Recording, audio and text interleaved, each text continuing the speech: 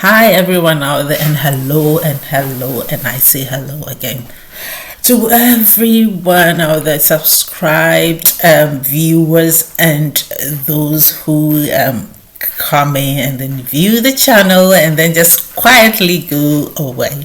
And if you are stumbling upon this channel for the first time, my name is Janet and this is the Kosh TV on YouTube. The channel is aimed at improving the well-being of the individual, the family, and the community as a whole. I'm so glad that you are joining us today. We are going to have a little chat today, but before I do that, please remember to subscribe, share, comment, and like. And I will take this opportunity to say congratulations again to my dear friend, colleague, classmate, actually unimate, and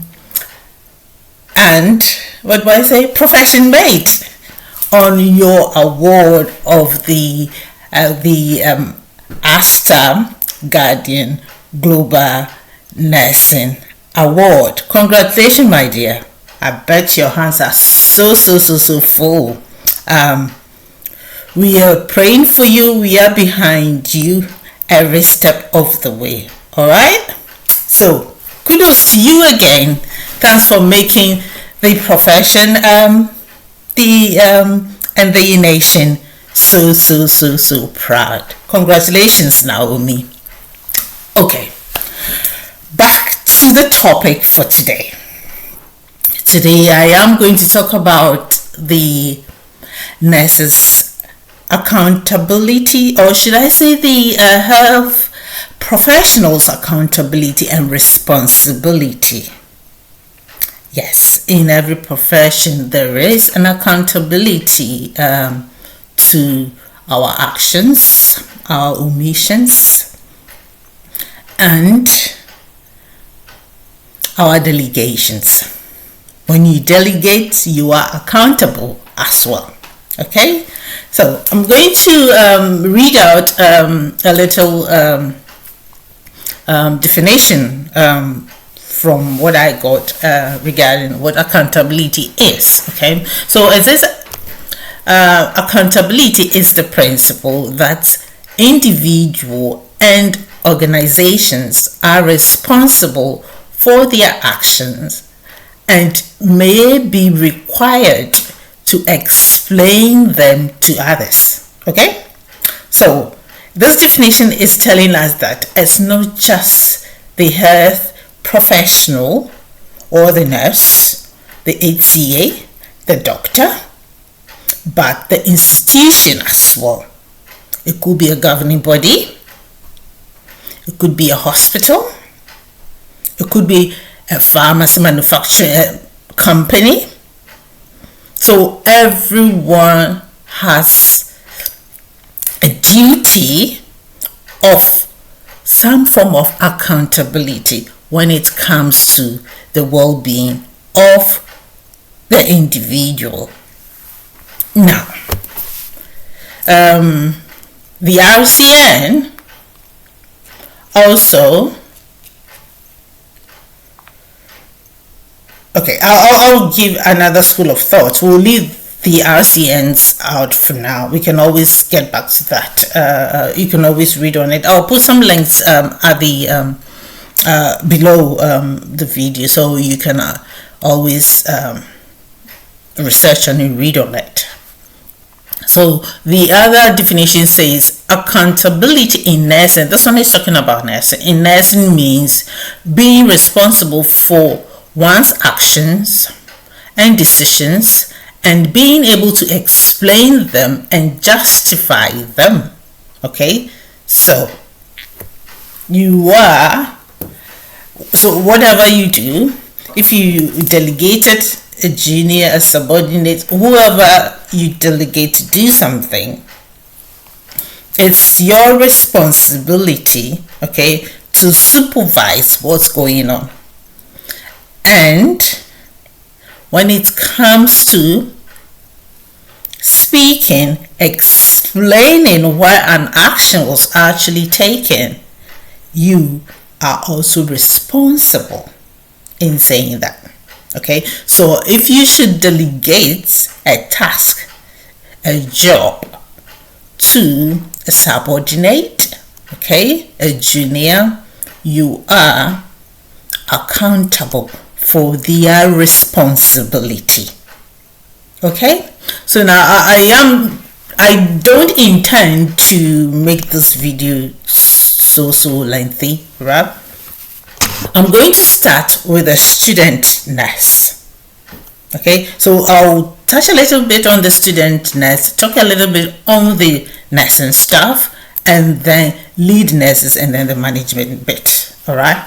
Okay, so a student nurse comes into your department, or let's say students, you were being taxed.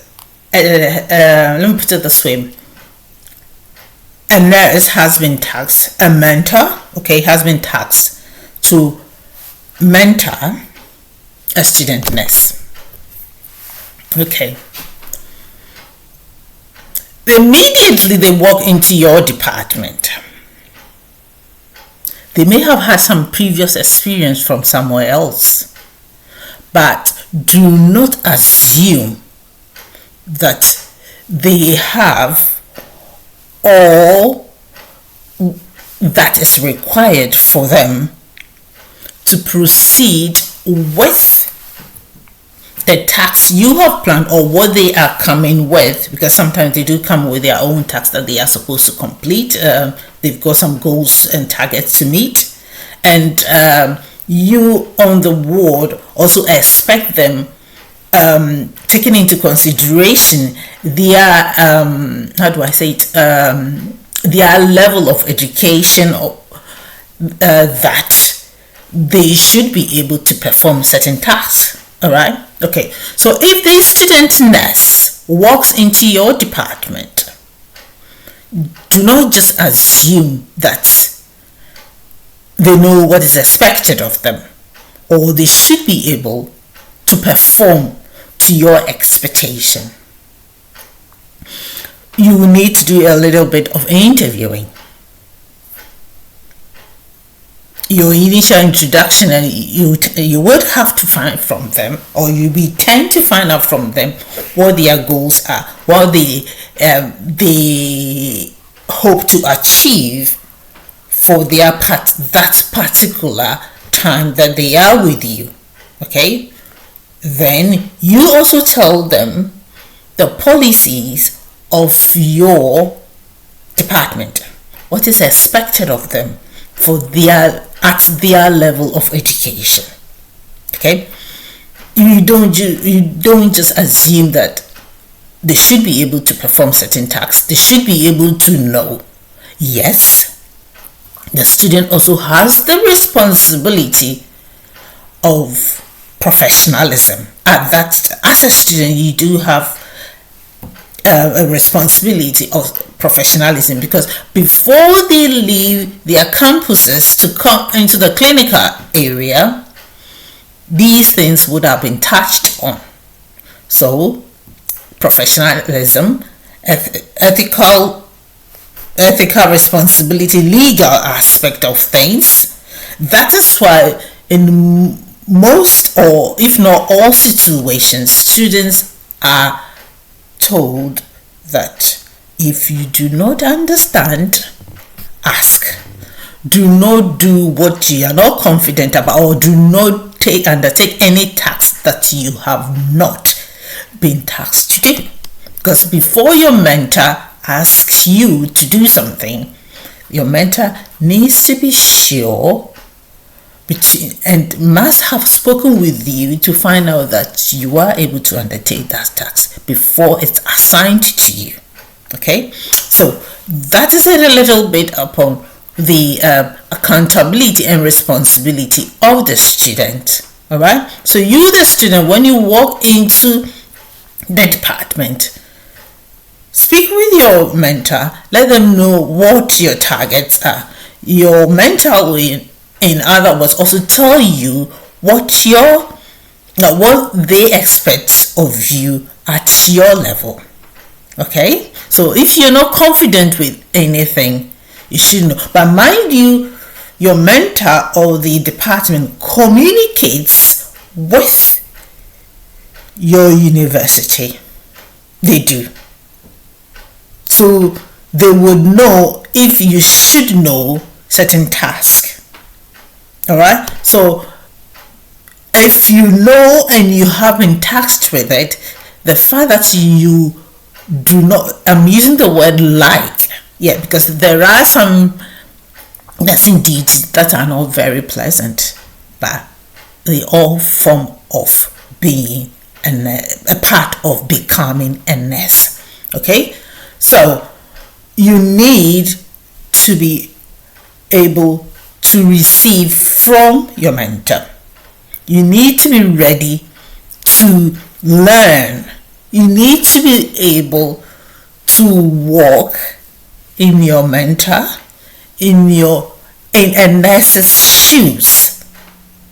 It's not easy. So before you start undergoing the training, your mind should have been made up that you are totally committed to being a nurse. It comes with so many responsibilities. It comes with so many sacrifices. So mentally, physically, you need to be prepared to undertake those responsibilities. You need to be prepared to be a nurse. Okay? Because do not think your mentor is the only one who is accountable for your actions. You are equally accountable, because if you were told not to, or if you were asked to always find out, and then you go out of your way to do tasks that are not assigned to you, you are answerable to those tasks. Or if you were asked to do it because your mentor does know that you can undertake that and you did not, you are also answerable. Okay, so before you make up your mind that I am going to be a nurse, there are things that you have to talk about. And I'm urging on to universities, training colleges out there. When students walk onto campuses to undertake courses leading to their professions, we need to let them know what it entails.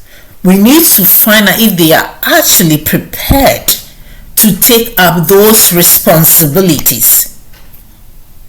Who doesn't like to see someone in uniform? We all like uniforms, but it doesn't come easy. It comes with responsibilities. Okay?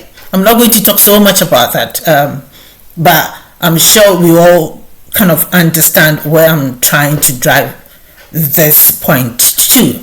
Okay, now, the nursing staff, the mentor.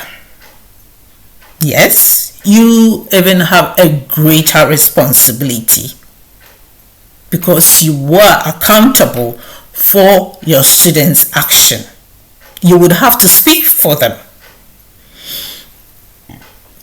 Pardon me.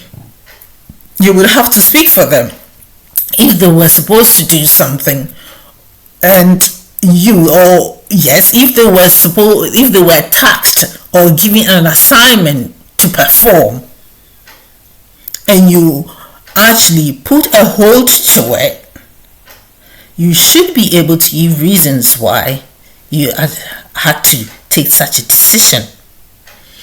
Same way, if you delegate your student to undertake any task, you are also responsible for their actions, because you need to be sure that that student is able to undertake the tasks you've actually assigned them to do. Okay, this is the reason why it is so important that as soon as they walk into your department or when you meet up with them, there is this interview session. You find out their level of understanding of where they are, their level of handling tasks, their level of communication understanding, because you will be surprised, though we are them all, let me put this way, though a group of students may be coming from the same university, okay, we have different characteristics. Okay, so it's your responsibility to also find out that they conform to the legal aspect of being a nurse, the ethical aspect of being a nurse. And these are the things that contribute to being a professional. All right, so their professionalism, the extent to which something is an action is ethically acceptable in the profession, and the extent to which they have to actually refrain from taking an action because ethically and legally it is unacceptable. Okay, so your initial interview with your student is to make sure they understand these rules, this process of accountability. All right, okay, so same way you are also accountable to the university mentor. You are also accountable to the university. If the student isn't doing well and you're doing all that you can to actually put them on the right path and it's not happening, you should be able to be communicating reasonably with your line manager and then the university. When you discuss this with your line manager, potentially you are going to talk about which action to take. Okay, that is why I'm talking from experience here. That is why I would say that, and I will appeal to all mentors out there that, if possible, keep a notepad. Okay, keep a notepad on your student because you never know when it will come in handy. Okay, so we've spoken about the nurse, the nursing staff, or the mentor being being accountable or taking responsibility for the student that comes into their supervision. Now, mind you, you working as a nurse, you are presenting yourself as a role model. Okay, so you need to be professional in all your dealings yourself, ethically, legally, professionally. I mean, you need to be able to set that example that the students would be willing to emulate. All right, so let me put it this way: when you talk the talk, you should walk the walk. All right, you don't talk the talk and not walk the walk. We always talk about the Florence Nightingale philosophies. To what extent do we take that? So let's talk the talk and walk the walk. Now, the next leader. That's what I'm talking about, management and all that. Yes, we are responsible. They are responsible that things are put in place, procedures are put in place, policies are put in place, and we are also responsible that they are updated, because There are new studies coming. There are new improvements coming in every day. Okay, we are also responsible to make sure that if there is supposed to be any action to be taken, proper procedures are followed. Because if those procedures are missed, there is always a consequence.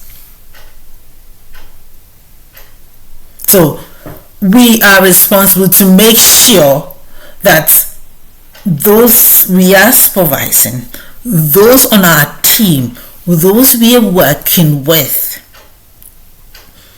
always follow the right channel, both in expressing their grievances, in taking any action, industrial action, and procedures are there. And let's always remember that communication is key.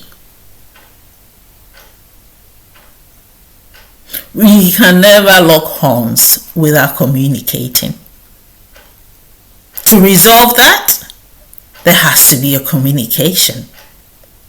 Now, if you're coming to me with a problem, you need to be sure that you've got all of it covered. The problem you are coming with, you've actually done your homework. You know you have a point. Okay? Let's say I am in charge of a department, a ward. I'm supposed to be taking care of a group of patients. Okay? And I've been given on that particular day, the rota, I have nurses, a group of nurses. Unfortunately, we are understaffed, so nurses have taken more patients than they should.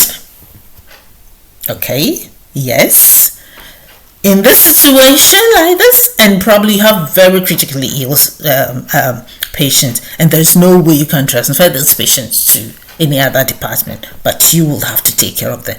And you may not have gotten the proper MES skills. In a situation like this, an incident form can be filled I-1 because you're thinking of protecting yourself. You're thinking of protecting your pain.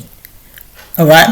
And in this situation like this, me being the in charge, I need to allocate tasks, taking into consideration my team's capabilities.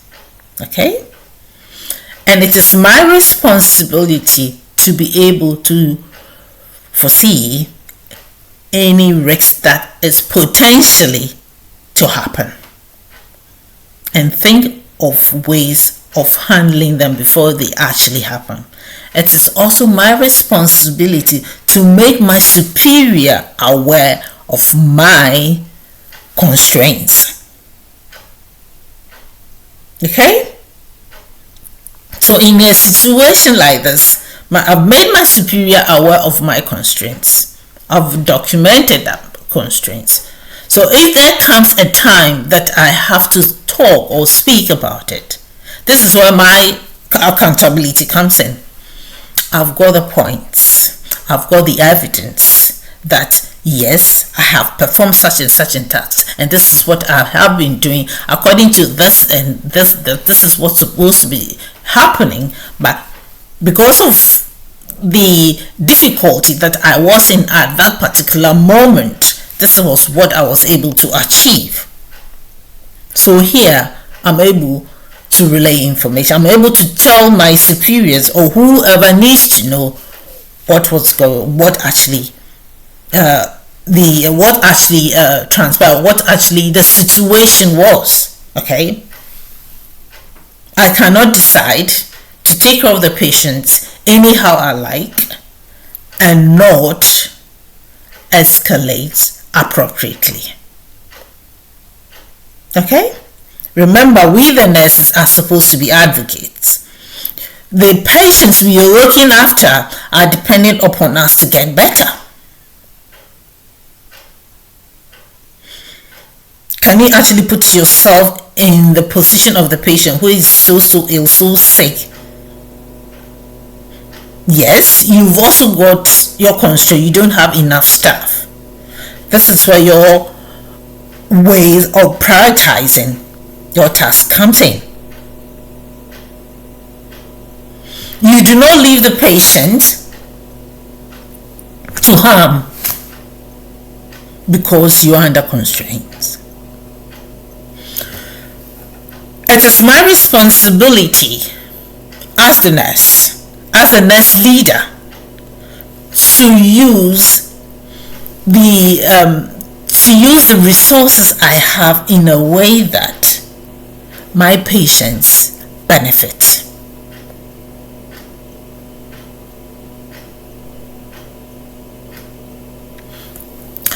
We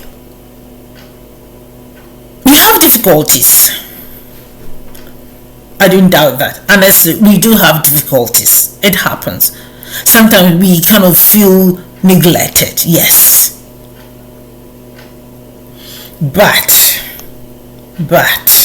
we need to think. We need to also think that we've taken on a responsibility. We've taken on a position. We've taken on to be an advocate for someone who requires our services. So if you are, or if I am in the position of rendering that service to that patient, and I need to make my grievances known, I still will have to take into consideration, okay, the effect it's going to have on the person or the patient in my care. If I have to lock horns with someone with a higher authority, I need to know that the longer it goes, the more harm that those who require my services would have to suffer. So let's be mindful of our actions. We need to be sure, I'm not saying, we need to be mindful to the extent that let's have this conscience of not overextending the duration of a locked horn.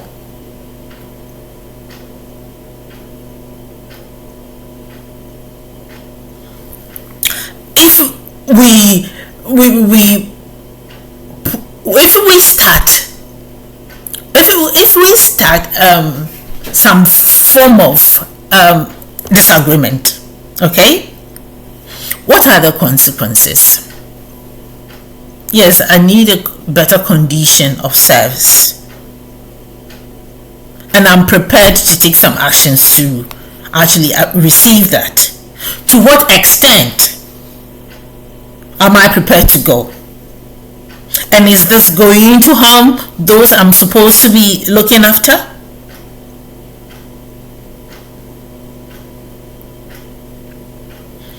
Yes, those who I'm looking after do know that I need to look after myself to be able to look after them. But let's not do it to the extent that the patient, the client that I am supposed to be looking after, turns around to dislike me for my actions.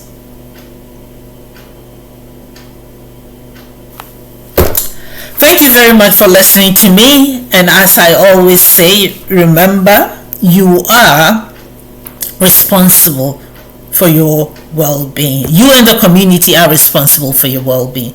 So let's make it a positive. Let's make a positive influence or impact wherever we are. Please like, share, subscribe, and comment. So I come your way again. This is Janet saying that keep healthy. Bye bye.